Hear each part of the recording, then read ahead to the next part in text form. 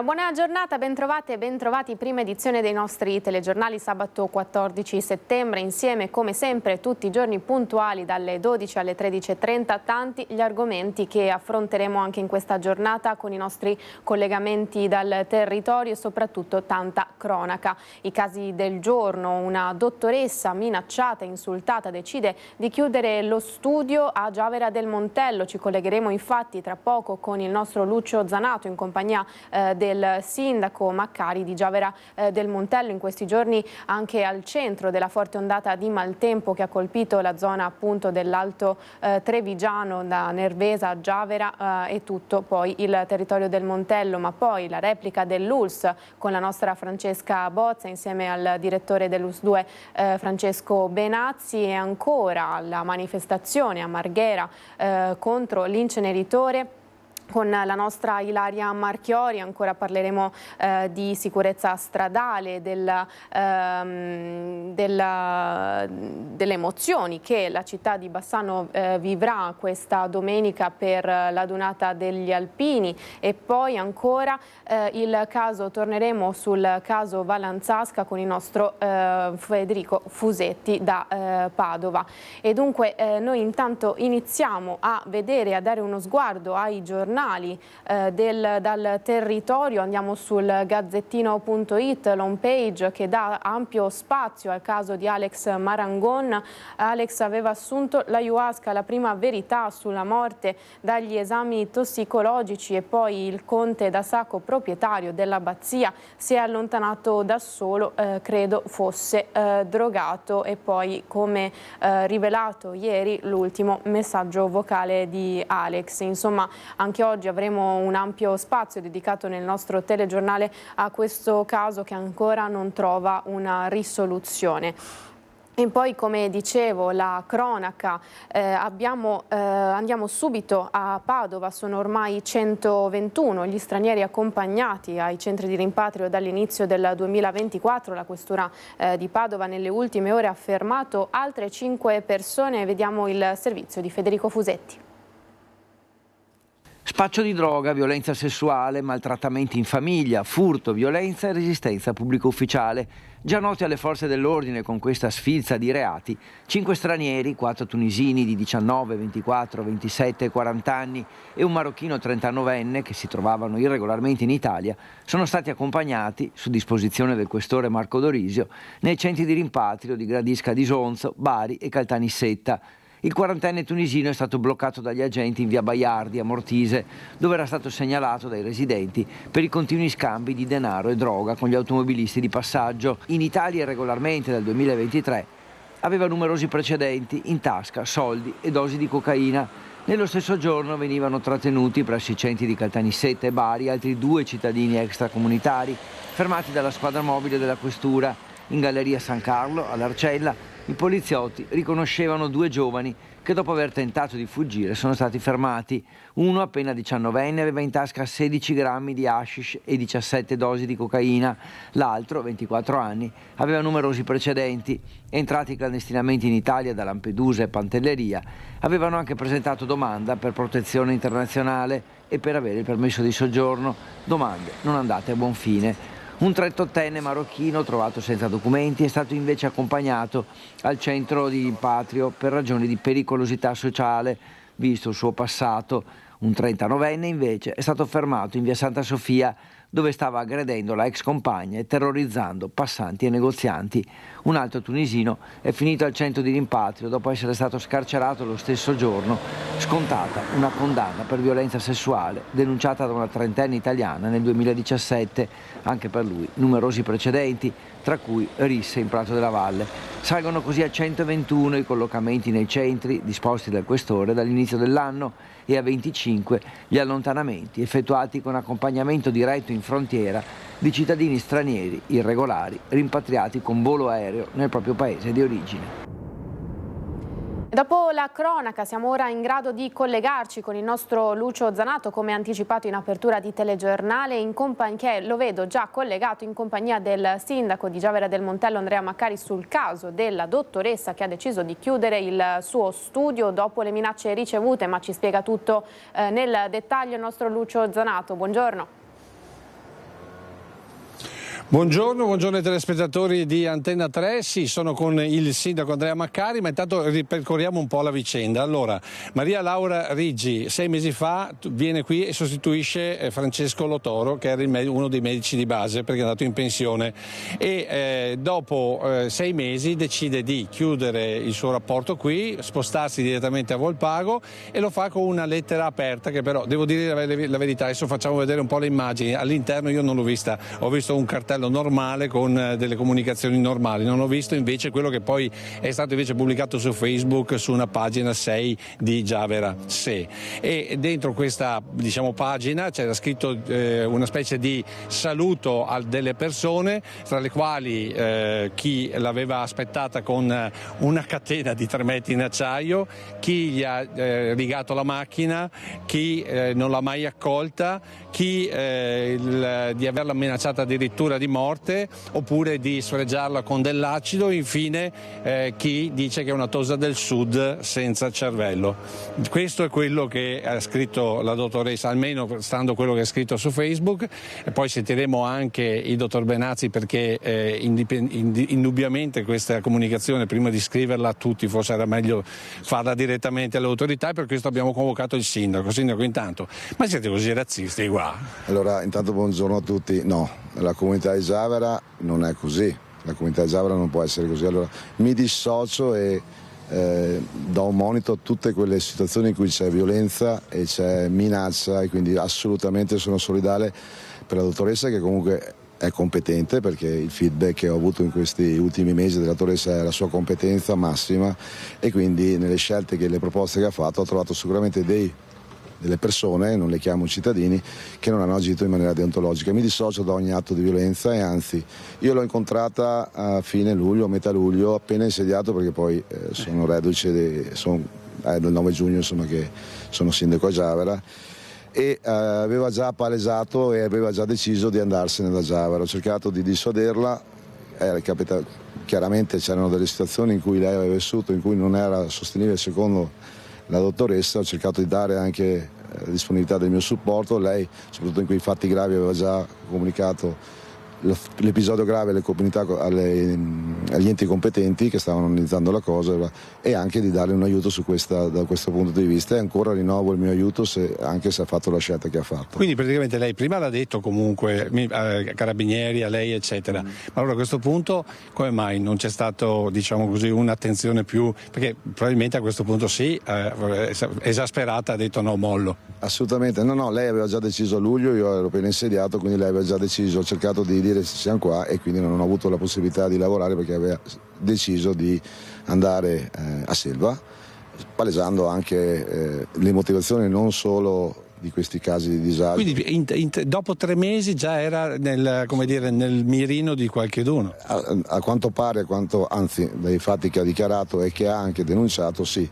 E ripeto, mi dissocio completamente da questi fatti, e faccio un monito a chi deve indagare di andare a fondo, di chiudere la faccenda per mettere in sicurezza sicuramente la dottoressa. Senta, però questa cosa del razzismo forse non sta in piedi, anche perché Francesco Lotoro, il medico pensionato, anche lui veniva dal sud Italia, e qui nessuno mai avuto niente da ridire su di lui. Assolutamente, la comunità di Giavera non è assolutamente razzista, non si può. Allora, il gesto che ha fatto di quell'ascito, che ho visto anch'io in Facebook, io l'ho sentita ieri cercando di andare a ridare il mio supporto, ma anche cercando di farla ragionare che se dobbiamo affrontare un fatto grave dobbiamo andare in maniera puntuale. Generalizzare non porta da nessuna parte. Io sono convinto che la comunità Giavera è una comunità meravigliosa, la difendo a spada tratta, perché comunque ci sono nato, ci ho vissuto, e di questi temi non ne ho mai sentiti parlare. Questi luoghi comuni purtroppo, non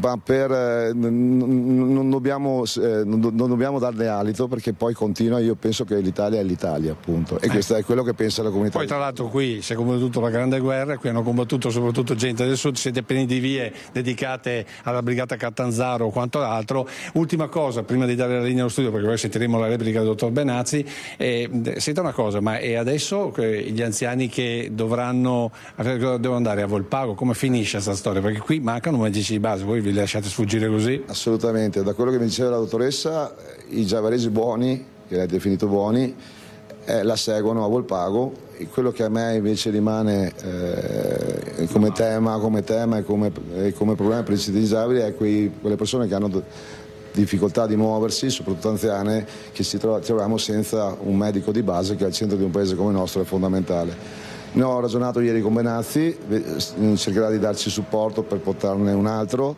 Speriamo che le cose vadano meglio. Comunque io rinnovo il mio appello alla dottoressa, io sono qua, se vuole ritornare a comunicare gli faccio da filtro su quello che è e fargli scoprire che la comunità esabra non è proprio così come è stata descritta. Ecco, ma secondo lei perché dice che facciamo arrivare un altro? Non è che sia perché era una donna e perché magari invece di fare come faceva il precedente, tutto per telefono, voleva conoscere i propri pazienti, sia stata presa proprio di mira da qualcuno? Allora io non so come procedeva, non posso permettermi di dire come il presidente del dottor Lotoro esercitava la sua professione, neanche non sono fatti che posso andare a fondo e ho solo la testimonianza di della dottoressa che ancora a quel punto là mi aveva fatto presente questo e quindi non mi permetto neanche di andare a giudicare un professionista in qualsiasi caso. Il fatto che sia donna, insomma siamo nel 2024, mi sembra abbastanza banalizzante come... Però qualcuno ha detto la tosa del sud senza testa, hanno scritto. Allora, magari il fatto, io non metto in dubbio che ci siano dei maleducati, metto in dubbio che questi maleducati vanno estratti da quella che è una comunità che non è maleducata e che vengono singolarizzati gli episodi. Allora si può fare qualcosa, allora possiamo intervenire e fare cultura ed educare queste persone che magari, insomma, siamo fatti diversi, quindi possono essere persone educate e persone maleducate, ne trovo tutti i giorni anch'io, ma per questo non è che devo fare monito che tutte le comunità che trovo, insomma, siano... Insomma, non bisogna fare di tutta erba un fascio, questa è la realtà. Ecco, questo è il messaggio del sindaco. Adesso devo dare la linea alla nostra conduttrice perché adesso tocca. Edi, lascio la linea a te perché so che c'è Francesco Benazzi dall'altra parte. A te. Esatto Lucio, grazie anche al sindaco per questa puntualizzazione. Allora subito invece a Treviso con la nostra Francesca Bozza, che la vedo già in compagnia del direttore dell'US2 Francesco Benazzi per una replica in presa diretta.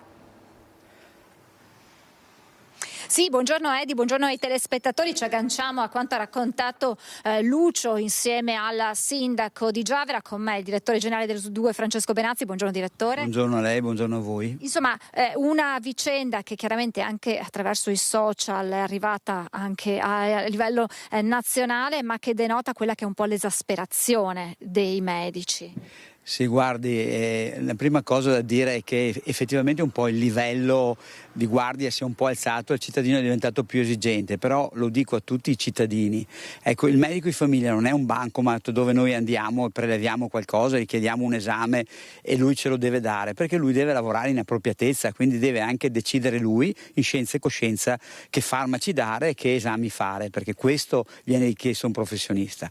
Dopo, nel caso specifico, è qua la dottoressa, mi dispiace dirlo, è esagerato. Non possiamo colpire una popolazione. Ci sono singoli individui che manifestano aggressività, e ci sono. Questi la dottoressa poteva segnalarli all'ordine, poteva segnalarli all'ULS, potevamo fare un incontro col sindaco e con la dottoressa. La dottoressa aveva un altro potere che usano molto i colleghi medici quando non sono d'accordo di tenere un paziente che magari è aggressivo, che si chiama la ricusazione del paziente. Lei poteva farlo. Ecco, ricusare una cittadina, ricusare un paese non ha nessun significato, anzi dimostra poca lucidità nel capire che vanno, come dire, perseguite le persone che sono aggressive e non una popolazione intera. Aumentano i casi di medici di base che ricusano i propri pazienti proprio per questi episodi? Sì, diciamo che questi episodi il medico di medicina generale come il medico di continuità assistenziale sono in prima linea, come lo sono i nostri medici di pronto soccorso o dei nostri reparti, e quindi succede che gli episodi di aggressività, perché non gli viene dato qualcosa subito, immediatamente, ci sono e sono in aumento. Noi ci auguriamo poi che tutti, si mettano una mano sulla coscienza, sia noi professionisti sia ovviamente il cittadino, per capire che non siamo contro i cittadini e il cittadino è contro i medici, ma insieme dobbiamo capire soprattutto cosa fare per il sistema, per salvare il sistema sanitario e per dare tutto a tutti come oggi stiamo dando. Purtroppo anche i medici dell'ospedale, i medici di pronto soccorso spesso sono vittime di aggressioni verbali ma anche fisiche, anche questi episodi sono in aumento nell'US2? Sì, sono in aumento, abbiamo avuto 450 episodi nel corso dell'anno scorso e episodi anche diciamo un po' violenti, con qualche schiaffo, con un pugno verso infermieri in particolare del pronto soccorso, ma soprattutto aggressioni verbali, ecco, che sono le cose peggiori, perché voglio dire, bisogna in qualche modo capire che le persone che fanno sanità, che danno salute, sono al fianco del cittadino, non sono contro il cittadino. È chiaro che anche loro sono stressati perché tanto lavoro, non si trovano medici, non si trovano infermieri, quindi per dare risposte è chiaro che noi stiamo un po' mettendo sotto pressione i nostri collaboratori. Ecco, sono già state prese delle misure in questi anni per cercare di tutelare i sanitari, naturalmente medici, infermieri. C'è qualche episodio, direttore, accaduto di recente che ha visto proprio un operatore sanitario vittima di questi episodi? Sì, è accaduto. Noi abbiamo avuto una nostra infermiera povera che si era avvicinato a un paziente barellato, e questo paziente ha dato un calcio all'infermiera e ovviamente ha fatto male, ha fatto delle lesioni all'infermiera. Noi stiamo facendo dei corsi in accordo con i nostri sindacati per spiegare come affrontare questi casi, per cercare ovviamente di attenzionarli. Abbiamo messo i vigilantes, ci sono i carabinieri in congedo, però è chiaro, quello che serve è un'etica anche del cittadino, cioè non ha nessun senso essere aggressivi, si può parlare e quindi di conseguenza trovare le soluzioni a prescindere dall'aggressività verbale. E dicevo prima che sono state prese delle misure per cercare, ci sono questi corsi, poi in che modo si cerca appunto di salvaguardare gli operatori? Allora, l'operatore che ha queste aggressioni verbali, abbiamo creato degli spazi ambulatoriali di presa in carico con degli psicologi nostri che seguono proprio queste cose. Poi abbiamo questi corsi, chiamiamoli così, non tanto di autodifesa quanto di distanza rispetto all'aggressore, quindi posizionamento del corpo, atteggiamento nei confronti di colui che è aggressivo, in modo tale da evitare gli scontri e dare tempo alle forze dell'ordine di agire e di arrivare sul luogo dove c'è questa violenza verbale senza che questa si trasformi in aggressione fisica.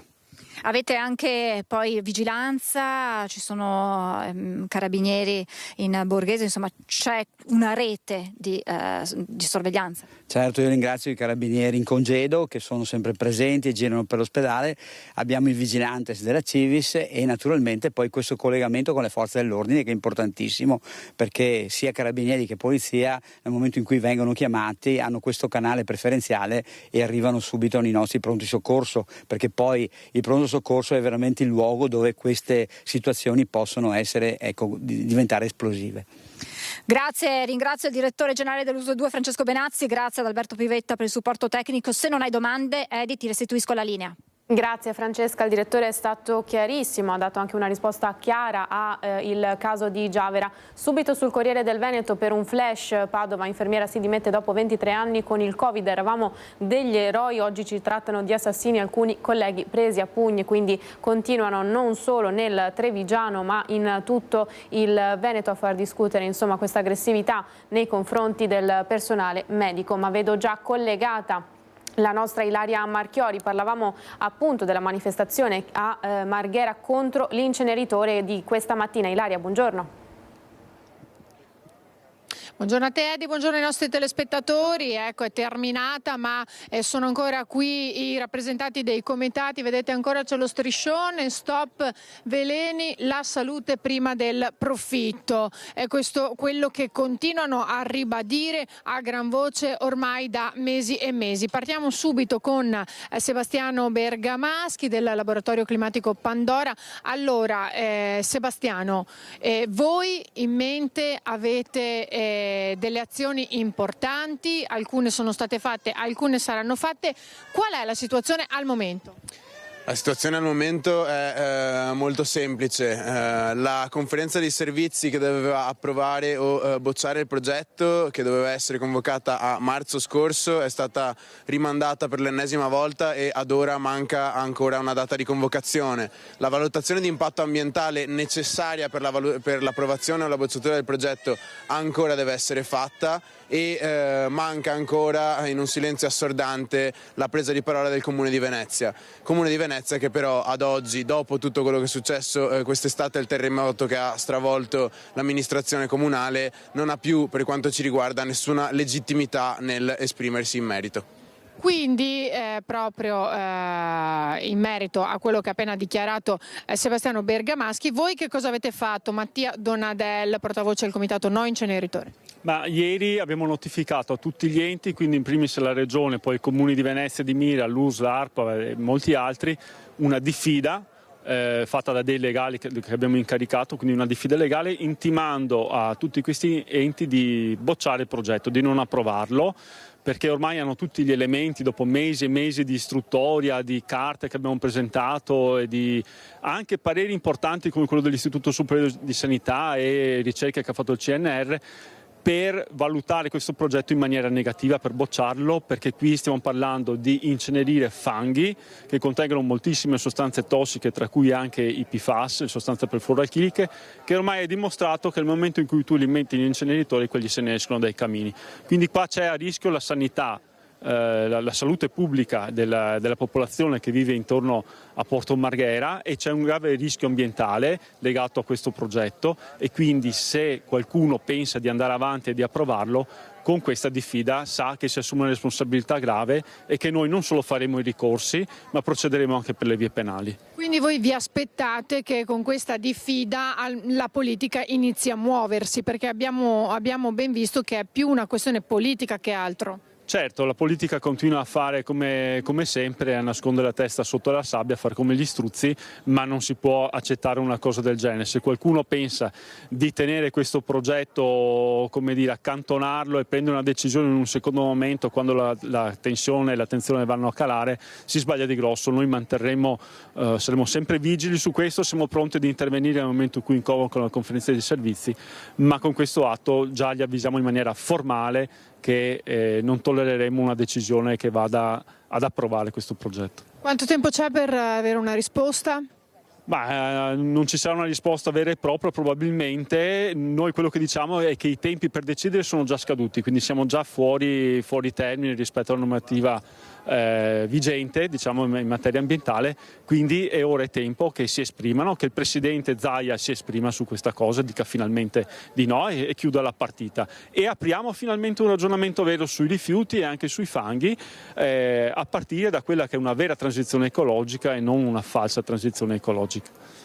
Grazie a Mattia Donadel e Sebastiano Bergamaschi, anche a tutti i membri del comitato. Qui da Marghera è tutto, restituisco la linea allo studio. Ilaria, grazie ai tuoi ospiti per questa puntualizzazione. Subito sul sito del quotidiano del Piave, QDP News, incidente in Crevada, un ferito grave, strada chiusa. L'incidente ieri sera, la firma del nostro collega Simone Masetto, un incidente stradale nella tarda serata di ieri sera al confine tra i territori comunali di Susegana e Refrontolo, proprio all'incrocio con via Arnere. La strada provinciale che porta da Conegliano a Pieve di Soligo è stata temporaneamente chiusa al traffico per permettere l'operazione di soccorso dei rilievi. 4 le persone ferite, una in maniera seria, tanto che a Crevada, in un campo vicino all'area interessata dal sinistro, è atterrato anche l'elicottero del Cafoncello. Se la regia mi aiuta, facciamo vedere l'intervento dei soccorsi in questa foto. E si torna a parlare di incidenti sulle strade e noi parliamo di sicurezza stradale dal Trevigiano invece a Vicenza con il nostro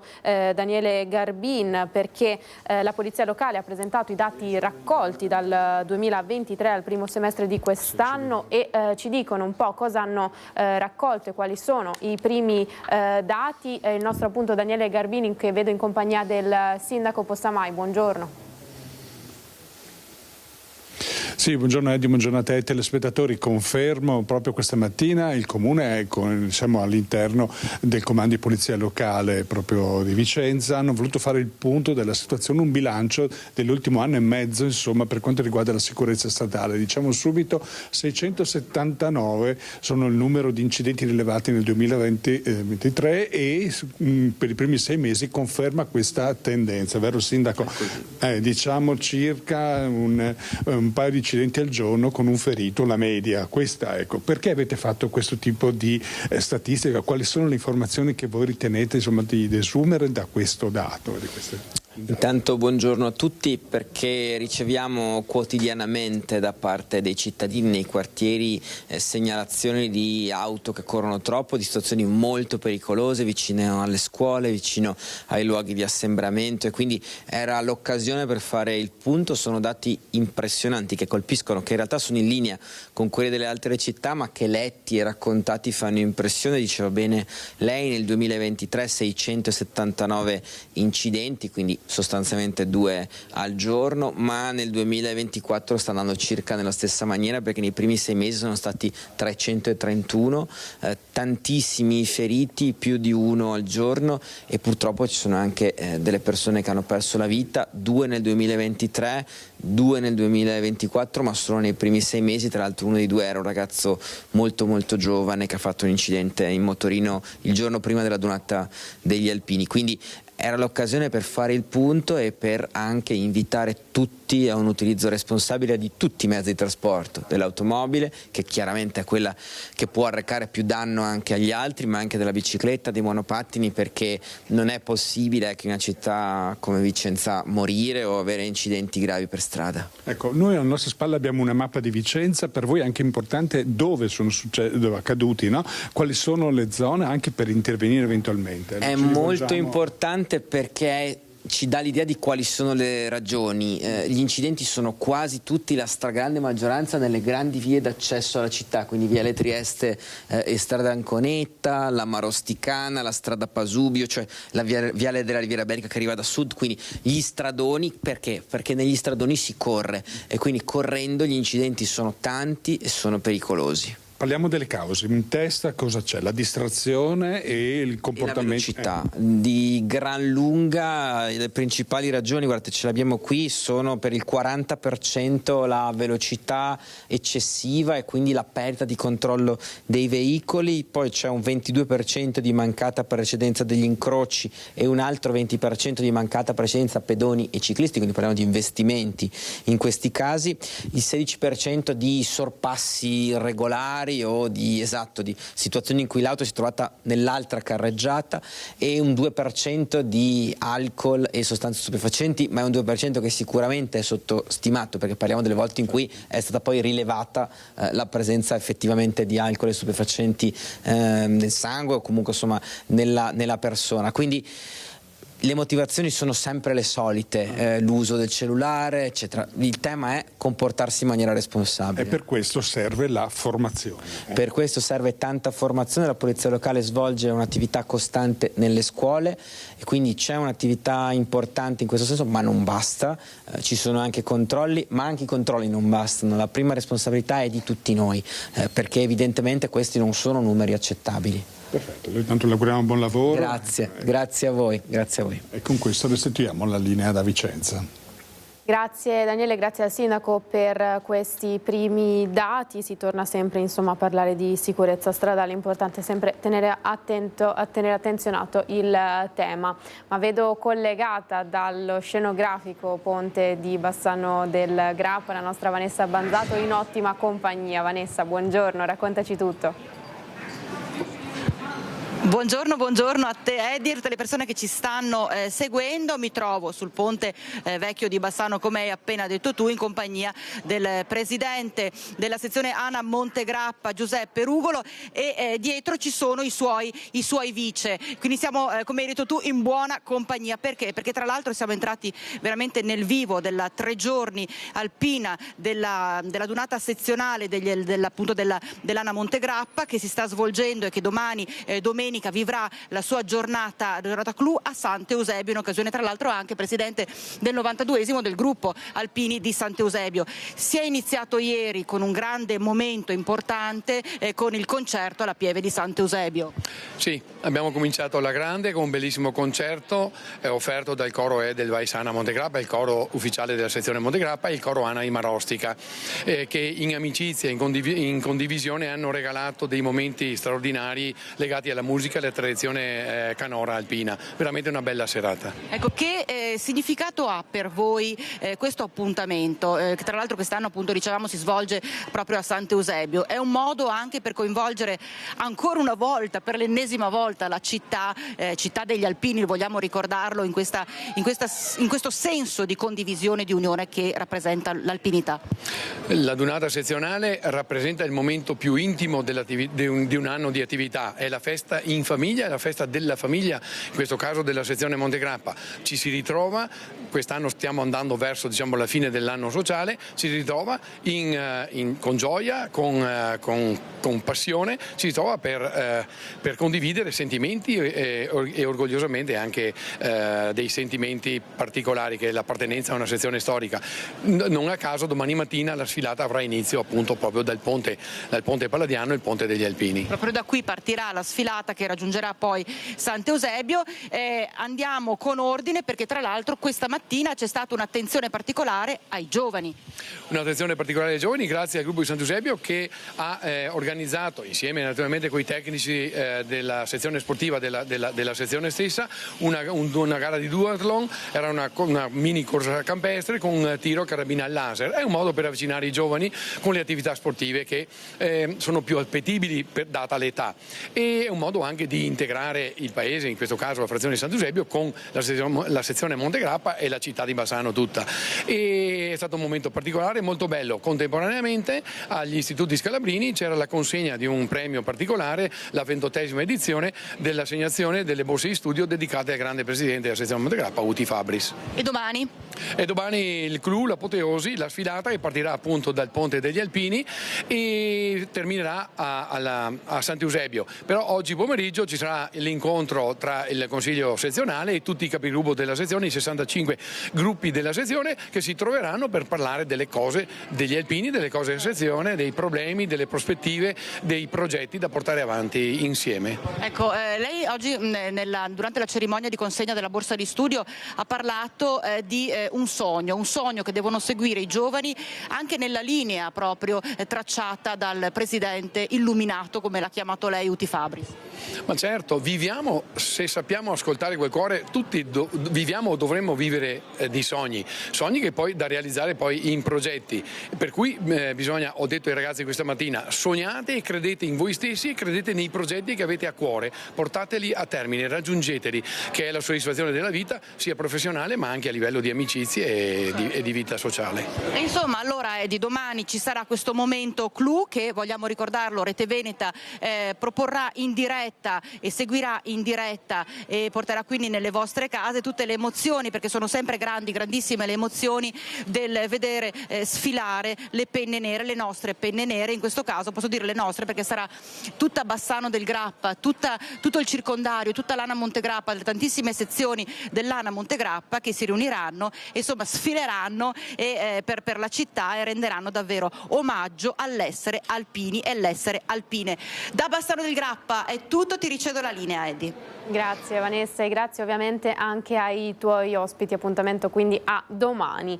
E noi continuiamo invece con la cronaca sempre dal Vicentino, la vicenda dell'incendio nell'emporio cinese di Milano. 2 dei 3 giovani morti a causa delle esalazioni tossiche erano nati in provincia di Vicenza. Il tragico incendio dello showroom di via Cantoni a Milano. 2 delle 3 vittime cinesi intrappolate nel rogo erano originari della provincia di Vicenza. Indy Liu, di 17 anni, e la sorella Dong Yang, di 18, erano infatti nati ad Arzignano, fratello e sorella che con la madre abitarono inizialmente a Castel Gomberto per poi trasferirsi a Montecchio Maggiore prima di raggiungere la comunità cinese di Milano.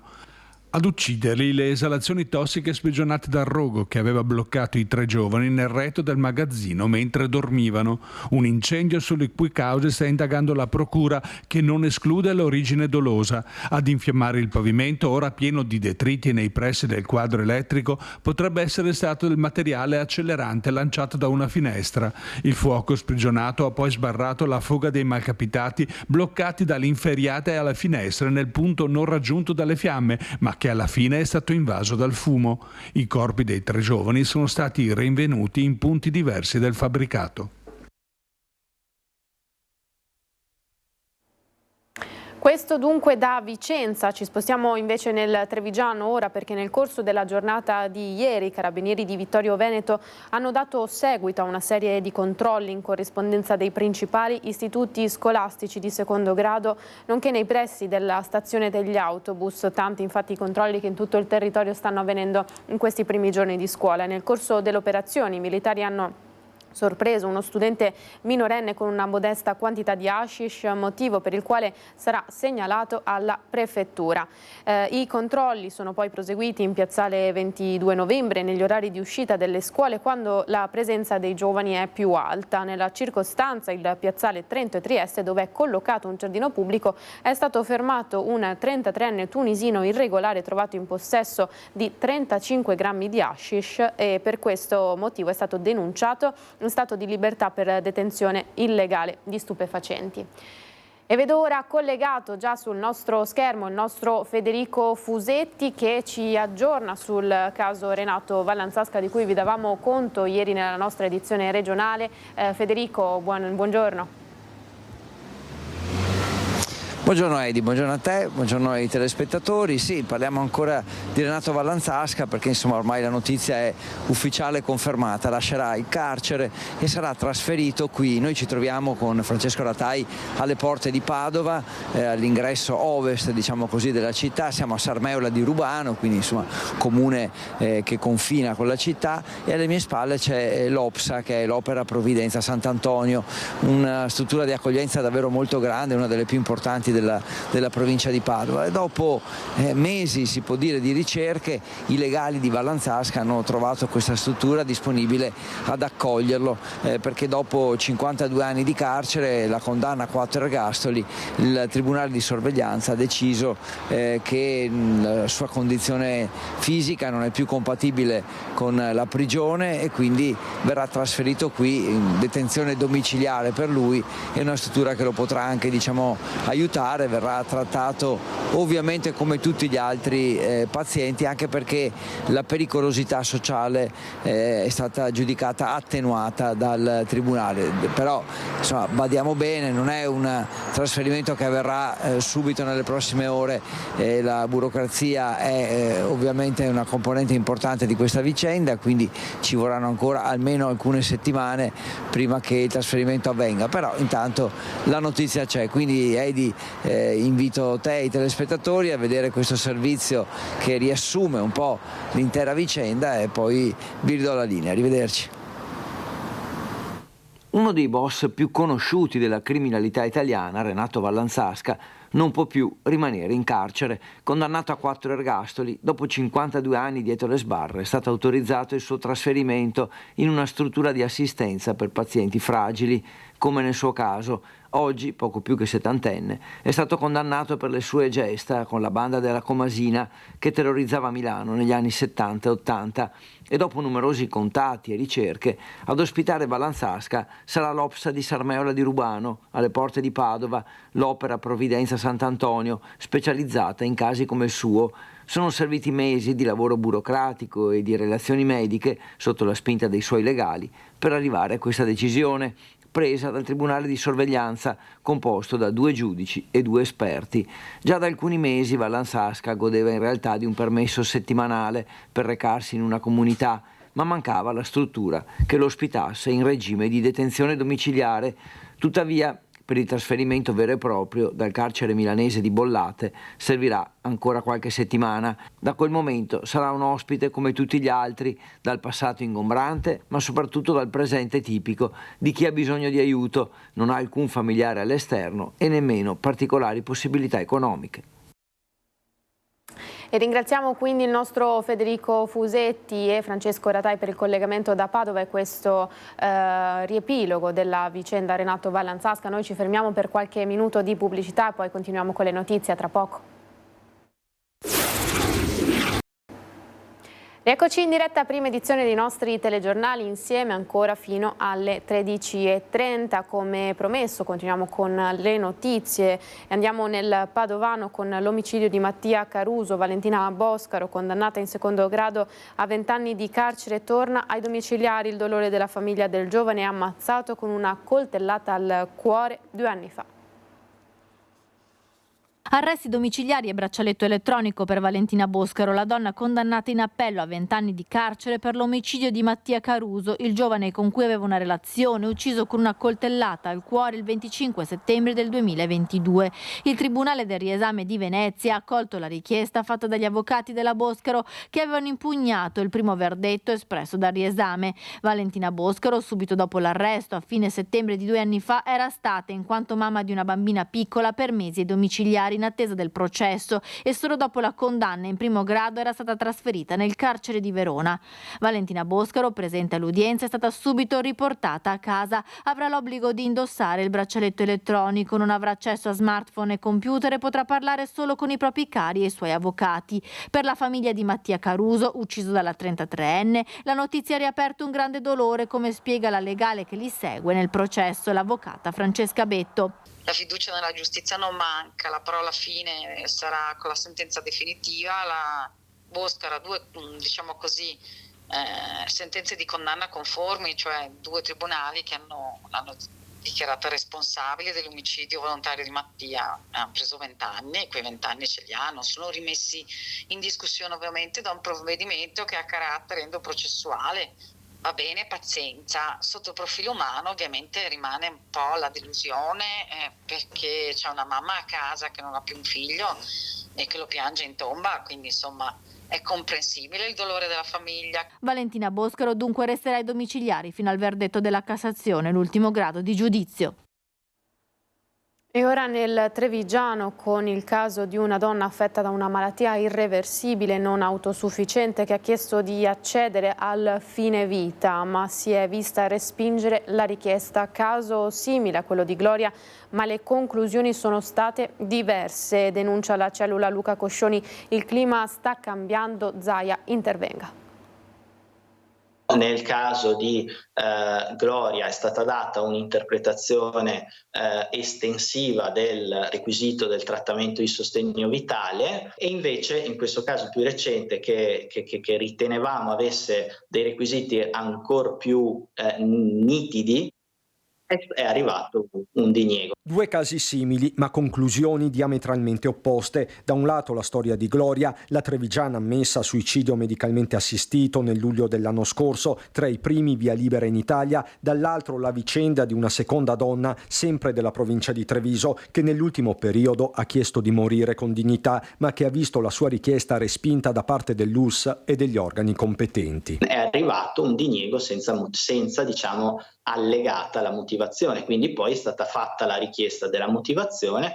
È una motivazione che noi a livello tecnico non condividiamo. La donna, malata irreversibile e non autosufficiente, ma totalmente capace di intendere e di volere. Attualmente non intende procedere con ricorso, ma potrebbe più avanti ripresentare la richiesta. Sullo sfondo c'è la sentenza con cui la Corte Costituzionale 2 mesi fa ha affermato che non vi può essere distinzione tra la situazione del paziente già sottoposto a trattamenti di sostegno vitale, di cui può chiedere l'interruzione, e quella del paziente che non vi è ancora sottoposto, ma ormai necessità di tali trattamenti per sostenere le sue funzioni vitali. Un principio che allarga le maglie della procedura e che di fatto ha portato la triestina Martina Oppelli, affetta da sclerosi multipla progressiva, a denunciare nei giorni scorsi l'azienda sanitaria giuliana per il reato di tortura. C'è poi la politica, con il dibattito che in Veneto si è riacceso dopo la vittoria alla Mostra del Cinema di Pedro Almodovar, proprio con un film sul fine vita. Mi ha commosso, era stato il commento a caldo del presidente Luca Zaia, che era ritornato a chiedere una legge nazionale. Io credo che appunto il presidente Zaia sia ben consapevole che il nostro legislatore nazionale non ha al momento intenzione di affrontare seriamente questo tema. Bisogna che a questo punto se ne torni a parlare in regione. A Venezia, dove va ricordato, un disegno di legge in materia era stato affossato dal Consiglio regionale a inizio anno tra veti e accuse reciproche. Il sospetto della cellula Luca Coscioni è che proprio le dinamiche della politica nazionale stiano in qualche modo influenzando l'operato di quegli organismi che al momento operano nel solco della sentenza di J. Fabo del 2019, senza quindi un quadro normativo di riferimento. L'ultimo diniego nella Marca trevigiana fa riflettere. Questo ci fa pensare ci sia un cambio di orientamento rispetto alla valutazione di questi casi e siamo un po' preoccupati. E ora ancora nel Trevigiano per la morte di Helen Comin, la cinquantenne di Cittadella ma originaria di Rosà, aspirata dopo un intervento chirurgico al seno in una clinica privata di Castelfranco. Nel pomeriggio di ieri c'è stata l'autopsia. Siamo sconvolti e addolorati, ma abbiamo operato con massima diligenza e competenza, dicono gli indagati. L'ipotesi di reato è quella di omicidio colposo. L'intervento di sostituzione di protesi mammarie era semplice, è stato preparato con scrupolo, eseguito con l'assistenza di un primario in anestesia e rianimazione che aveva praticato una sedazione leggera. Siamo sconvolti e addolorati, vicini a marito e figli. Questo è il commento che nel pomeriggio arriva dalla clinica privata Divi Clinic di Castelfranco, nelle ore in cui la Procura della Repubblica di Treviso ha iscritto nel registro degli indagati il titolare chirurgo Antonio Di Vincenzo e l'anestesista Fabio Toffoletto. Si vuole fare luce sulla morte di Helen Comin, la cinquantenne originaria di Rosama, residente a Cittadella, spirata martedì all'ospedale di Castelfranco dopo alcuni giorni di agonia. Dalla clinica spiegano come dopo l'intervento la paziente fosse stata ricoverata nel reparto post-operatorio con il controllo costante del personale addetto e non avesse manifestato alcun problema, tanto che dopo una quarantina di minuti si era anche seduta sul letto. La crisi cardiaca, stando alla ricostruzione della clinica, avviene dopo un'ora dall'intervento, con la cinquantenne che viene subito soccorsa dal personale interno. Immediato anche l'intervento del 118 che porta la donna nel vicino ospedale Castellano, dove resta per 5 giorni nel reparto di rianimazione fino all'epilogo di martedì. Dagli atti di indagine, sottolineano dalla clinica, risulta che anche i sanitari non siano stati in grado di comprendere le cause del malore.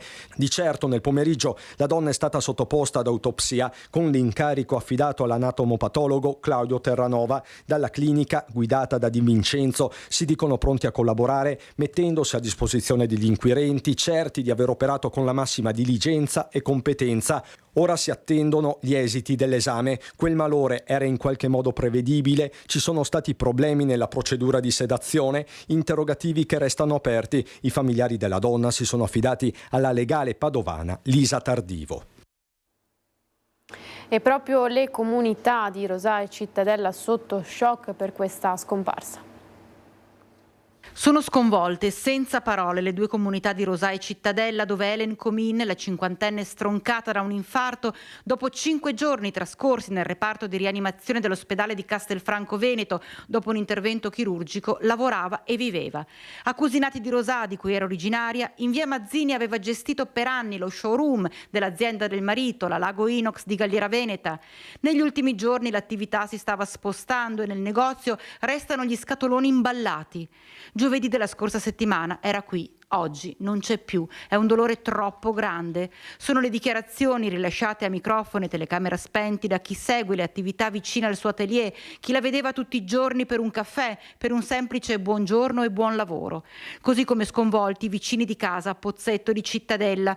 Non si spiegano come e cosa possa essere accaduto. Si stringono attorno al marito Stefano Lago e ai 4 figli della coppia. Non ce l'aspettavamo, l'abbiamo saputo un po' così. Ha fatto male, però comunque dai. Che ricordo ha di questa signora? Era comunque gentile e solare, aiutava molto le figlie, le portava a scuola, quindi la vedevamo sempre entrare, uscire, comunque era... Se c'era mano c'era sempre bisogno, cioè, come posso dire...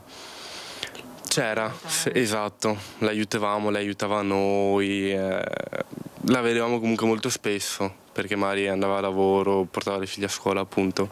E adesso l'importante è stare vicino alla famiglia. Sì, esatto, soprattutto quello. Infatti adesso Mari sono incontrato con la figlia un po' più grande, le do una mano, gli sono vicino per quello che posso fare, anche perché quello si può fare ormai, nient'altro.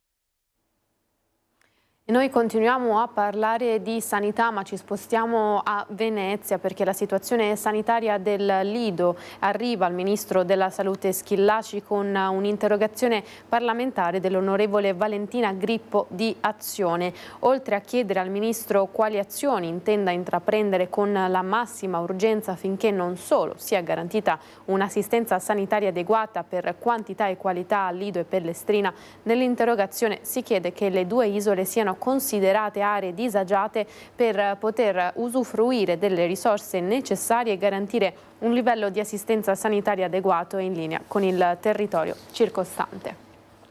E prima abbiamo sentito il nostro Daniele Garbin da Vicenza per il resoconto sulla sicurezza stradale, i primi dati della polizia locale con il sindaco Possamai, e poi vi abbiamo fatto vedere il grave incidente ieri sera nel Trevigiano. Ora invece parliamo di uno scontro mortale avvenuto sempre nel Trevigiano, questa volta a Ormelle nel pomeriggio di ieri. La tragedia appunto nel pomeriggio, a perdere la vita Luigi Bianchin, 77 anni, morto appunto nello scontro frontale con un'altra vettura.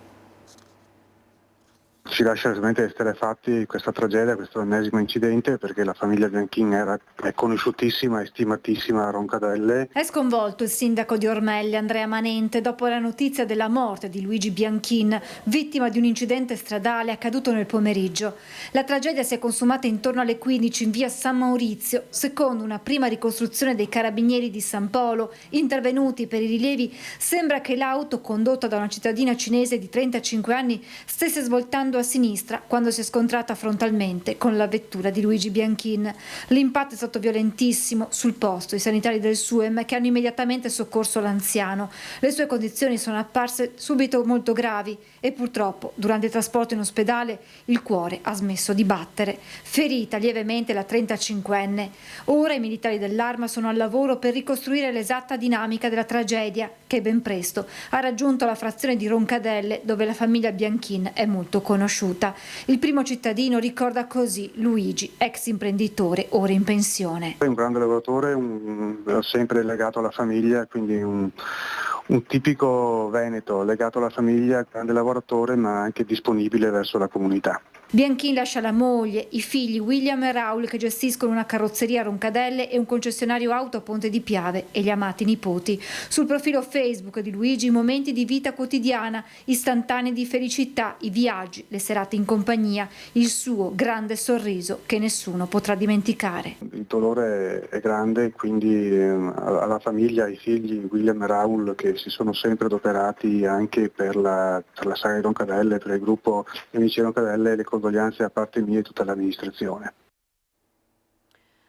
E vi davamo conto anche appunto dell'incidente di Refrontolo frontale. Un 47enne sarebbe ancora in gravi condizioni, ricoverato al Cafoncello di Treviso. Si era alzato anche l'elisoccorso per portarlo più velocemente all'ospedale. Questo quanto dal Trevigiano, e rimaniamo nel Trevigiano perché nel pomeriggio di ieri nella chiesa di Pezzan di Carbonera c'è stato l'ultimo saluto a Marco Cararetto, il 26enne morto sabato scorso dopo essere stato investito dall'auto condotta da un coetaneo in viale Vittorio Veneto in pieno centro a Treviso. Il ragazzo stava rientrando a casa in bicicletta dopo aver terminato di lavorare.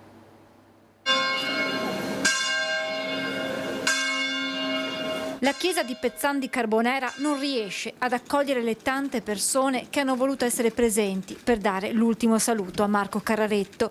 Ci sono la mamma e il papà, i familiari, gli amici e i colleghi. Per tutti è difficile, impossibile, accettare che Marco non ci sia più, che la sua vita sia finita lungo una strada mentre stava tornando a casa dal lavoro. Ci sono tante domande, sono tanti perché, e alle volte questi perché sono appunto rivolti a Dio. Sentiamo che c'è un'ingiustizia profonda, c'è qualcosa che va in senso contrario all'ordine della vita. Sappiamo bene che un papà e una mamma non dovrebbero mai dover sopportare questo dolore. Nella vita ci sono dei momenti positivi, ma sappiamo che ci sono anche delle mazzate, ha continuato il parroco durante la toccante omelia. Nel nostro cuore ci sono i ricordi della sua esistenza, le cose belle vissute insieme, i tratti positivi del suo carattere, della sua personalità, i suoi aspetti unici. Al termine delle esequie, sul feretro ricoperto da una cascata di fiori gialli e arancioni, è stata appoggiata una compilation di musica house, quella musica che Marco amava tanto.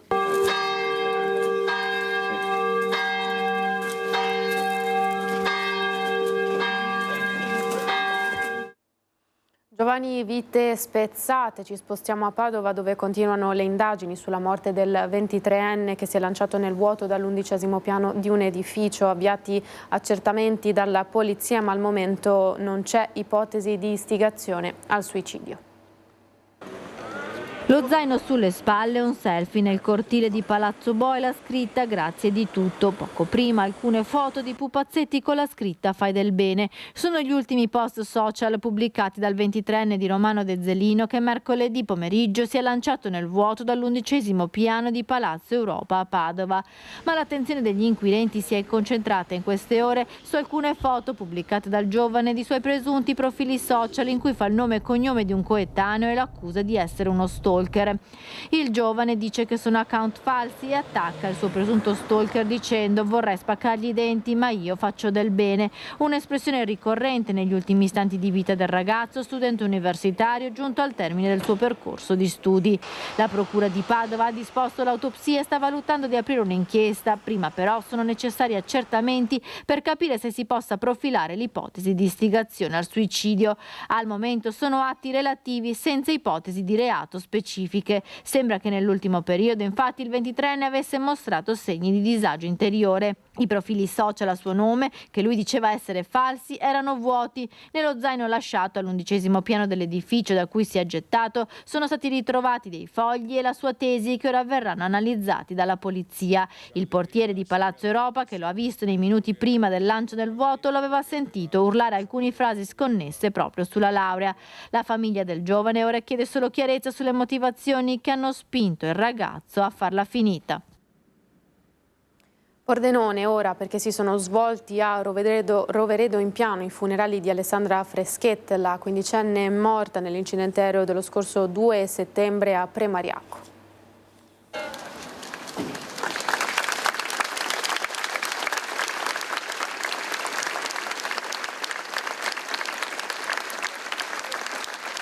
Partiamo dalla fine, dal momento in cui si sono liberati in aria i palloncini bianchi come ultimo addio in terra della sfortunata Alessandra Freschet, la studentessa del Volta di Udine, deceduta assieme al suo istruttore Simone Fant nel tragico incidente aereo accaduto lo scorso 2 settembre durante le fasi di atterraggio presso l'aviosuperficie di San Mauro di Premariaco. Tutta la comunità di Roveredo in Piano raccolta in un silenzio e rispettoso abbraccio verso i familiari e il fidanzatino, presenti anche i compagni di classe della quindicenne. La cerimonia si è tenuta nella chiesa parrocchiale di San Bartolomeo di Roveredo, dove la ragazza viveva, gremita in ogni ordine di posto. Chi non ha potuto entrare ha assistito con diligente raccoglimento alla funzione religiosa. Una famiglia distrutta dal dolore per la prematura perdita del proprio angelo, ragazza solare con la passione per il volo, tutto finito all'improvviso dalla mano avversa del destino che in pochi istanti, forse nemmeno il tempo di capire, ha spento per sempre il sorriso e la voglia di vivere di Alessandra. Al termine della funzione religiosa, la salma a bordo dell'auto funebre ha lasciato il sagrato per raggiungere il vicino Camposanto, dove sarà tumulata nella tomba di famiglia. Noi ci fermiamo, qualche minuto di pubblicità, tra poco.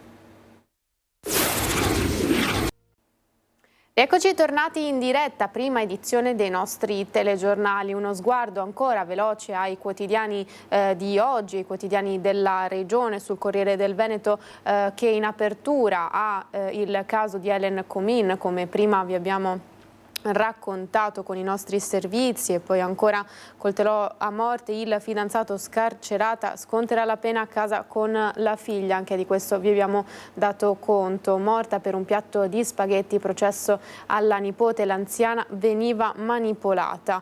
Paola Pepe accusata di circonvenzione di incapace verso la zia di Asiago, udienza a Catania. Sentito il direttore della banca dove l'anziana aveva il conto. E ancora la morte di Alex Marangon, verità dal test tossicologico, lo dicevamo anche in apertura della nostra prima edizione, aveva preso l'ayahuasca. Ve ne daremo conto ovviamente anche sui nostri telegiornali della sera a partire dalle 18:30. E ancora a Padova, poco prima della pubblicità, vi avevamo fatto sentire il servizio di Valentina Visentin sullo studente di 23 anni che si è gettato da un palazzo in centro. È stata appunto aperta un'inchiesta, la famiglia chiede che venga fatta chiarezza sul caso.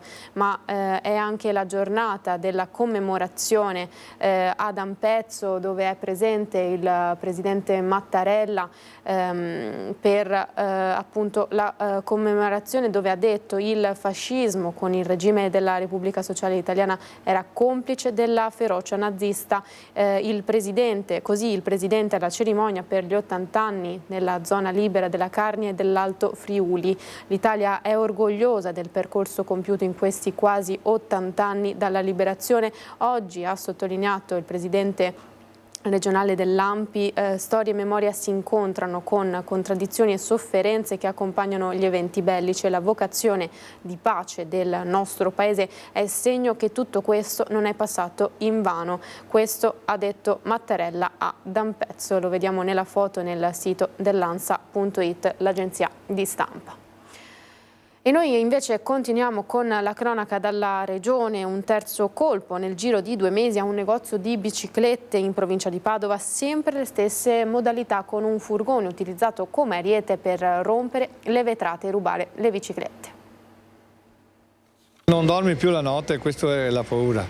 Ti prende e sai che i furti li vengono sempre fatti dalle 3 alle 3:30, sono sempre venuti quell'orario lì, e hai sempre paura e non riesci più a prendere sonno e vivi sempre con la paura, col terrore, se no bisognerebbe chiudere tutto e finirla, ecco, tutto lì. È amareggiato il signor Giancarlo Benato. È tornata in azione la banda dei predoni delle bici. Dopo i colpi a Mestrino e ad Albignasego, a essere preso di mira il suo negozio a Carbonara di Rovolon, ai piedi dei Colli Euganei. Alle 3:30 ho sentito suonare, a parte un piccolo botto, ho sentito il botto perché io dormo sopra al terzo piano, e il botto non ho sentito tanto forte, però è partito l'allarme, sono corso in terrazza, ho visto forse nel giro di 3 minuti loro. Il tempo che è partito l'allarme, che io mi sono alzato, il tempo di 3 minuti hanno fatto il colpo e li ho visti andare via col camion e una macchina. Un'azione fulminea, le modalità diventate tragicamente classiche, con un furgone usato come ariete, la razzia e la fuga. Il bottino non è stato ancora quantificato, ma le bici rubate e i danni subiti alla struttura potrebbero aggirarsi attorno ai 50.000 euro. Non solo quello però, perché nell'impatto con il mezzo una decina di biciclette è stata danneggiata. Non è la prima volta che i ladri entrano nel negozio, ma non era mai successo un colpo di queste dimensioni. 5-6 anni fa abbiamo messo tutti dei ferri proprio grossi proprio davanti alle vetrine, oltre abbiamo le vetrine antisfondamento, e non pensavamo più che subire con un furto così, però sono venuti con un camion grosso con una gru, e in marcia indietro hanno sfondato tutto, una cosa neanche da guardare, insomma, ecco. Ora resta solo tanta amarezza e molti dubbi sul futuro. Vuoto indescrivibile, non ho la forza di arrabbiarmi, mi sento proprio svuotata all'interno. Non lo so, non ho mai avuto questa sensazione. Ho avuto altri furti, mi arrabbiavo, magari mi sfogavo arrabbiandomi, ma oggi mi sento proprio questo senso inerme, mi sento svuotata completamente. Ancora furti, ma adesso ci spostiamo a Venezia. Probabilmente ha battuto ogni record il titolare di un locale di Canareggio che ha subito ben 5 tentativi di furto in una sola settimana. Tra spaccio, furti e aggressioni continua a preoccupare l'assalto della microcriminalità a Venezia. Nell'ultima settimana abbiamo subito 5 tentativi di furto. Hanno tentato di scassinare la porta, di aprire la porta, e hanno bucato il vetro che dà sulla corte esterna. Hanno fatto un buco enorme, però non sono riusciti a entrare. Per Francesco Guadalaxara subire un tentativo di furto è diventata una triste abitudine a cadenza quasi quotidiana. La porta d'ingresso del suo locale a Cannareggio è diventata un piccolo monumento alla microcriminalità che tiene sempre più sotto assedio questo sestiere di Venezia. Sono piccoli spacciatori che probabilmente si spostano da una parte all'altra in cerca di denaro, non potendo più spacciare perché perdono la zona sotto controllo eccetera, tentano i furti all'interno dei locali pubblici e delle attività commerciali. Non bisogna lasciarsi ingannare dalla bellezza di Venezia e dall'apparente tranquillità che sembra caratterizzare Calli e Campi. Residenti e commercianti di Cannareggio lo vanno ripetendo con sempre maggiore insistenza rispetto a una volta. Qui le cose stanno rapidamente cambiando e in peggio. L'altra mattina ho visto vicino al ponte qua una macchia di sangue enorme, sarà stati 3-4 metri di lunghezza, e là sicuramente è stato un accoltellamento, insomma, o una faida, ecco, tra bande. È un fenomeno che forse riguarda l'intera città. A San Giacomo, ad esempio, un giovane è stato ricoverato in ospedale per le ferite riportate durante un'aggressione per rubargli il borsello all'ora di cena. È pieno di spacciatori, è pieno di brutta gente, e chi magari torna tardi, ragazze soprattutto, è abbastanza pericoloso. Non c'è un bell'ambiente, né a Cannareggio né a Rialto. Gli appelli dell'ultimo periodo sono stati raccolti dalle forze dell'ordine e quasi tutti sono concordi nel constatare un rafforzamento del presidio sul territorio. Ma come per altri versi, si dice per Mestre, il problema non si risolve solo con una repressione che, per quanto efficace, non potrà mai essere completamente risolutiva. A Venezia bisogna fare i conti con una città che resiste nelle sue mura ma è completamente svuotata. Il controllo civico, il controllo del vicinato sta venendo a mancare sempre di più. In alcune zone è completamente assente. I motivi sono semplicemente le affittanze turistiche o le case chiuse. E al pomeriggio la gran parte dei visitatori lascia la città, verso sera la città un po' si svuota. Questo ovviamente sappiamo tutti bene che crea un fenomeno lascia terreno fertile a questo tipo di iniziative. Rimaniamo nel veneziano dopo una serie di controlli da parte della polizia, in particolare nell'area di Jesolo, finalizzati a contrastare i furti con la cosiddetta tecnica dell'abbraccio. Sono stati 12 i fogli di via obbligatori nei confronti di soggetti con precedenti rintracciati sul litorale ma provenienti da altre province. Questi provvedimenti, spiegano dalla questura, vogliono colpire comportamenti la cui riproposizione è causa di attenuazione nella percezione di sicurezza e intendono al contempo restituire un senso di serenità sociale, allontanando dai contesti urbani persone che hanno dimostrato pericolosità. E c'è stata una maxi operazione delle Fiamme Gialle di Torino che hanno sequestrato dei videogiochi contraffatti in tutta Italia, veneziano compreso. 9 le denunce scattate. 12.000 console per videogame contraffatte che simulano alla perfezione le originali, con all'interno oltre 47 milioni di giochi, anch'essi contraffatti. È l'esito dell'operazione Coin Up 80 della Guardia di Finanza di Torino, che ha portato a un maxi sequestro di dispositivi in Italia e in provincia di Venezia. All'interno delle console, vendute principalmente tramite negozi online, erano precaricati illecitamente giochi risalenti agli anni 80 e 90 che negli ultimi tempi stanno conoscendo una nuova fase di popolarità. Le attività investigative hanno permesso di ricostruire la filiera dei prodotti, tutti di provenienza cinese. La distribuzione avveniva principalmente attraverso i siti internet delle aziende italiane coinvolte e in alcuni punti vendita fisici delle stesse, in particolare centri commerciali anche nel veneziano. 9 i responsabili italiani denunciati all'autorità giudiziaria per introduzione nello Stato e commercio di prodotti con segni falsi, frode nell'esercizio del commercio, ricettazione e violazione al diritto d'autore. I dispositivi, privi anche delle indicazioni previste dalla normativa ambientale, sono stati distrutti nel rispetto delle regole riguardanti lo smaltimento di questa tipologia di rifiuto.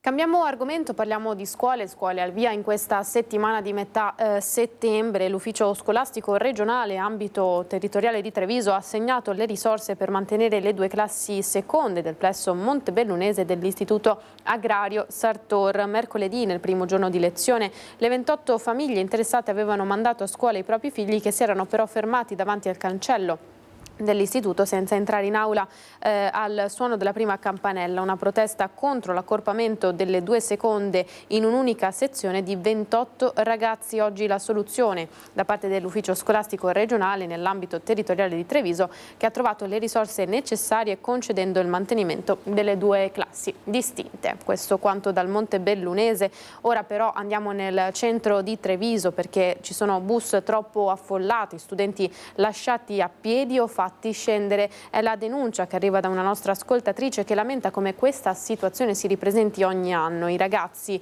li abbiamo sentiti e ci dicono pochi bus e sempre in ritardo, torniamo a casa anche un'ora dopo la fine delle lezioni.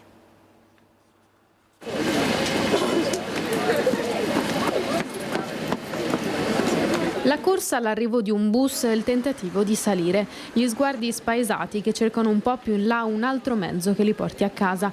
È una scena che si ripete ogni volta che inizia la scuola. Ragazzi e ragazze lasciati a terra perché corriere e bus sono troppo pieni e costretti quindi ad aspettare anche un'ora prima di poter prendere il mezzo che li possa portare a casa. Avete perso quanti autobus? Uno e uno non è passato. È una situazione che si ripete sempre? Sì. Spesso, tutti i giorni. Ne avete già persi quanti? Abbastanza.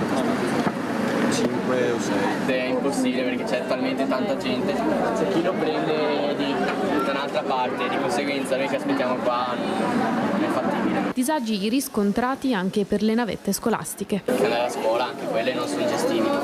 Io vado all'istituto Fermi, ne passeranno 4-5 in tutto. Ogni anno a settembre, quando iniziano le scuole, ci sono gli autobus che sono strapieni. Io praticamente quando esco da lavoro e lo prendo a mezzogiorno e mezzo, non riesco a salire e devo aspettare quello dopo, cioè che passa dopo un'ora. Secondo me ho un po' più autobus, soprattutto a settembre, perché iniziano le scuole, i ragazzi non hanno ancora tutti gli orari definitivi, rientri, e questo crea problemi e disagi non solo a me ma anche a tutti i ragazzi che lo prendono. Cambiamo argomento di nuovo, salario minimo di 9 euro l'ora per i lavoratori degli appalti del Comune, quanto previsto dalla mozione presentata dai consiglieri di opposizione di Mogliano Veneto. Decidere sia che tipo di contratti chiedere all'interno dei capitolati d'appalto quando si mette la gara d'appalto, sia anche chiedere che in questi contratti i lavoratori siano inseriti con un tetto salariale minimo di 9 euro all'ora. Questi contenuti della mozione presentata dai consiglieri comunali di opposizione di Mogliano, che impegna il comune trevigiano, anche se con l'articolo 11 del codice degli appalti può essere attuato da ogni amministrazione, ad adottare per i lavoratori coinvolti negli appalti dell'ente un salario minimo di 9 euro all'ora. Capofila di questa iniziativa a Firenze, che aveva presentato lo scorso maggio la delibera. Negli anni gli enti locali hanno cercato di fare economie immettendo delle gare al massimo ribasso nel mercato, che hanno determinato delle condizioni per i lavoratori degli appalti comunali che molto spesso erano al di sotto di una soglia salariale che gli permetteva di avere un minimo di dignità nella loro vita. Oltre all'introduzione di un salario minimo, la mozione fa un ulteriore passo, scegliendo quelli che sono i contratti più rappresentativi con le sigle sindacali che appunto rappresentano più lavoratori nel territorio. L'amministrazione comunale si impegna anche a effettuare una ricognizione di tutti i contratti in essere stipulati a partire dal 2022, verificando le condizioni sia dal punto di vista economico che normativo, a verificare il rispetto dell'applicazione del contratto e delle condizioni contrattuali in maniera costante, redigendo ogni 6 mesi un report relativo agli appalti in essere. Non si tratta di una provocazione, specifica Nilandi, ma di una vera e propria scelta politica. Possiamo scegliere come amministrazione di tutelare i diritti dei nostri lavoratori in appalto e quindi di credere anche nel valore del lavoro e dell'articolo 1 della nostra Costituzione, oppure possiamo scegliere di non farlo facendo delle economie sui servizi e poi di conseguenza avendo poi dei servizi scadenti nei confronti dei cittadini, perché i lavoratori sono sottopagati e molto spesso deprofessionalizzati. Ancora nel Trevigiano, perché continuano le ricerche del lupo che 2 sere fa è stato investito da un'auto a Salettuol di Maserata. Intanto chi conosce questi luoghi e la fauna selvatica lancia una proposta: sospendere la caccia fino a quando l'esemplare non verrà catturato. Sentiamo il servizio di Francesca Bozza. Io consiglierei di sospendere questa battuta di caccia di domenica, perché sicuramente peggioreranno la cosa, perché invece di rimanere all'interno scapperanno più distanti ancora. Sospendere momentaneamente la caccia in questo angolo di Marca, lungo la golena del Piave, dove da mesi si aggirano 1 o forse 2 esemplari di lupo. È qui a Salettuol di Maserata che ieri sera l'auto condotta da una donna ha urtato l'animale sbucato all'improvviso in mezzo alla strada per poi scappare tra i vigneti, probabilmente ferito. Sul posto insieme ai carabinieri sono intervenuti gli esperti del CRAS e la polizia veterinaria che per tutta la notte hanno cercato l'animale, trovando tra i filari delle orme che sarebbero compatibili con il lupo. Dalla descrizione data dall'automobilista si tratterebbe proprio del canide avvistato tra Breda, Spresiano, Ponte di Piave e Maserata. Chi conosce questi luoghi e la fauna che solitamente li abita cerca di dare una spiegazione al perché il lupo si sia spostato dalle zone più isolate, dove era stato avvistato fino a qualche settimana fa, ai centri abitati. Dal mese di agosto i cacciatori in questa zona c'è l'addestramento per prepararsi alla caccia. Purtroppo questi poveri animali affamati, spaesati, vengono scacciati dagli stessi cani e scappano fuori dall'argine, vanno vicino alle case anche per salvarsi a questo punto. Da qui l'appello a sospendere la caccia fino a quando il lupo non sarà catturato e riportato nel suo habitat naturale. Bloccare per un periodo finché questi animali non verranno catturati, di bloccare almeno nell'asta del Piave, da argine a argine del Piave,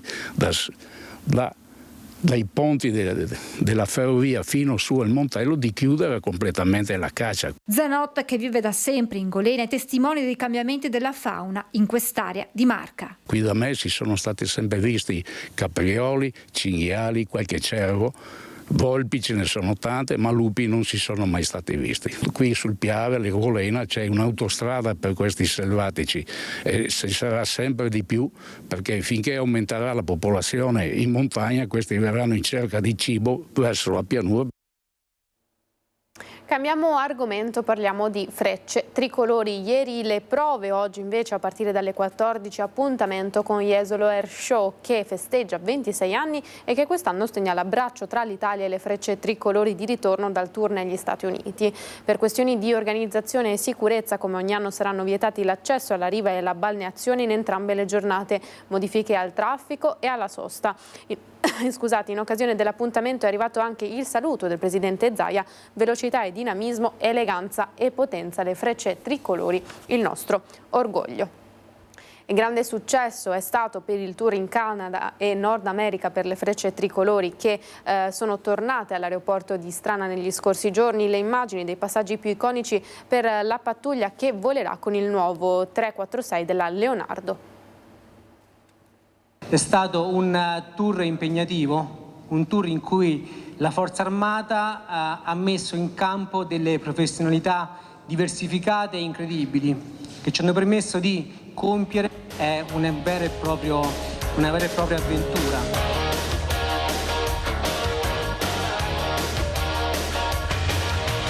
Immagini delle esibizioni che hanno portato le nostre frecce tricolori dall'altra parte del mondo in un tour tra Canada e Nord America di grandissimo successo.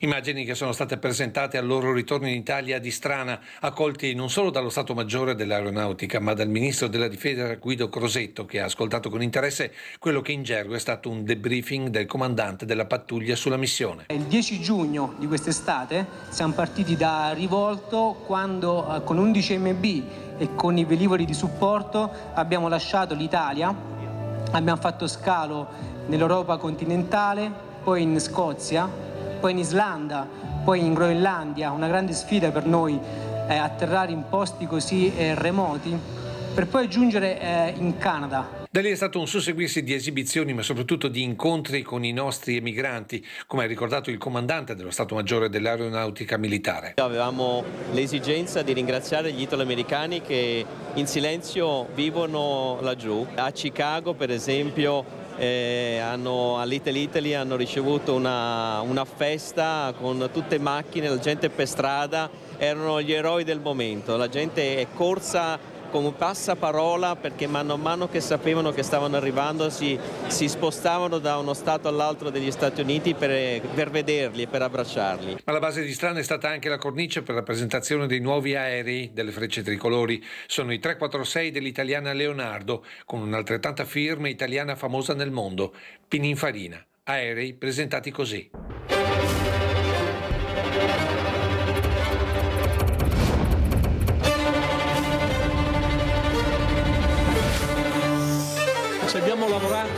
abbastanza tempo, ma l'idea è nata subito, perché come dicevo la passione, le emozioni, il senso del design che i nostri designer hanno, li hanno accettati, e poi lavorare per un oggetto del genere ha eccitato la creatività e quindi in un tempo rapidissimo siamo arrivati alla convergenza. Senta, questa idea di vedere il tricolore anche sulla pancia del velivolo. Questo senz'altro, perché gli aerei purtroppo noi li vediamo dal basso mentre fanno le evoluzioni, e allora vedere il tricolore anche dal basso è eccezionale. Dopo le frecce tricolori noi rimaniamo a Treviso, questa volta per il Comic Book Festival in programma dal 27 al 29 settembre con eventi, workshop, mostre e tante occasioni per incontrare gli autori internazionali. Treviso, che per l'occasione, che arriva in concomitanza con le giornate europee del patrimonio 2024, segna già un tutto esaurito negli hotel e nelle strutture ricettive.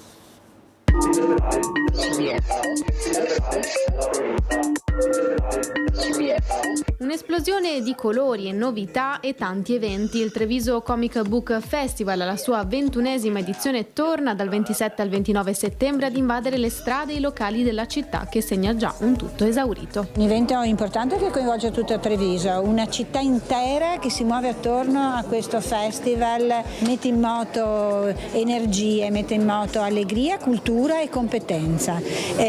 Tutto il sistema cittadino si sta raccogliendo attorno a queste 3 giornate, che vanno a coincidere anche le ultime 2 con le giornate europee del patrimonio, al punto tale che tutti gli alberghi, tutte le situazioni di ricezione della città sono sold out. Come da tradizione siamo nei nostri luoghi, per cui Fondazione Benetton Studi Ricerche, Cadanal Casa Robegan, le Gallerie dell'Artistico, tanti locali del centro. Tra i nomi importanti senz'altro Aga Sorlé, autrice francese anche del nostro manifesto, la mostra è dedicata ai 700 anni di Marco Polo e la grande mostra collettiva dedicata ai 40 anni delle Tartarughe Ninja, tutta italiana. La tradizionale mostra mercato sabato 28 e domenica 29 con 25 case editrici presenti, 30 autoproduzioni e oltre 200 tra autori e autrici pronti a incontrare il pubblico. Non solo le mostre, ma anche incontri con fumettisti internazionali e workshop dedicati ai più piccoli e anche ai ragazzi.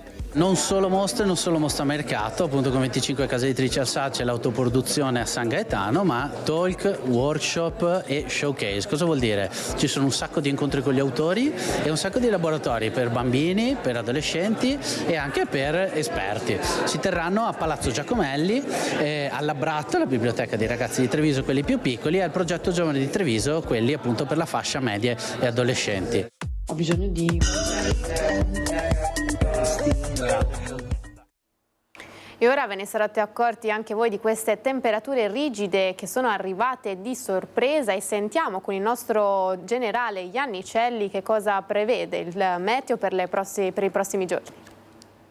Precipitazioni abbondanti nelle ultime ore hanno interessato tutto il nostro territorio, dovuto al passaggio di un sistema perturbato proveniente dal nord Europa, dalla Scandinavia, e ha portato con sé aria fredda. Gli effetti sono stati evidenti, con temperature che repentinamente sono scese al di sotto della media, e quindi ci hanno indotto a metterci veramente a riaprire gli armadi e a mettere qualcosa di pesante addosso.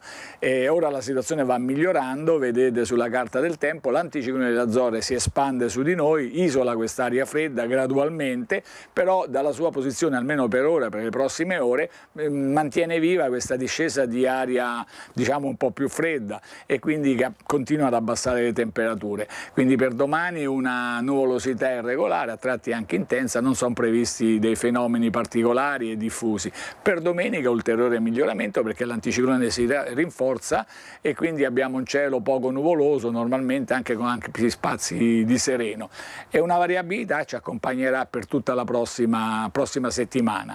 Con questa situazione i venti sono ancora da nord con qualche rinforzo, ma per poco, poi tenderanno a variare già da domenica. Le temperature, come diciamo, il fatto dolente veramente, le minime 7-8 gradi ancora per domani e le massime 16-17 gradi, piuttosto basse. Poi da domenica velocemente le minime si porteranno intorno ai 11-12 gradi, le massime 22-23 gradi. Queste saranno le temperature anche della prossima settimana.